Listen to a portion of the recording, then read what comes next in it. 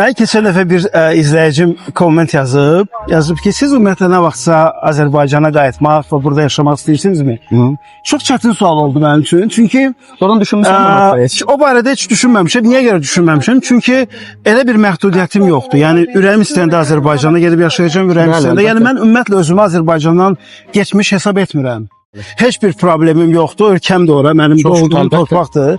Sadəcə olaraq pul lazımdır ki, biletini alasan, təyyarənə oturub, gedib öz vətənində qalasan, yaşayasan, işləyəsən. Hər şey təbii ki, işdən asılıdır. Yəni mən iş imkanlarına görə, yəni sabah ola bilər ki, Azərbaycanda yaxşı bir iş qura bilim. Həyat bilmək olmur gələcək. Əlbəttə. Və Azərbaycandan elə bir dəvət ala bilərsən, bir təklif ala bilərsən, işlə bağlı tamamilə ora köçə bilərsən. Doğrudur. Yəni niyə də yox? Yəni ona görə biraz çətin cavab oldu. Yəni çətin sual oldu mənim üçün. O barədə düşünməmişdim.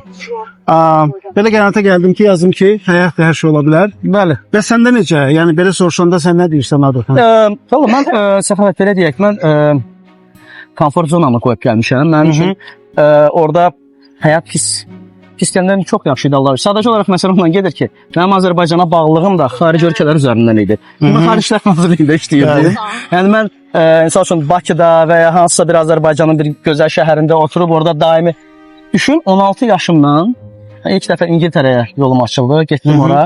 Və mən Londondan geri qaydanda xatırlamıram nə qədər söymüşdüm. Ümumiyyətlə bir daha özümə bir söz vermişdim ki, mən bir də qələt eləyərəm.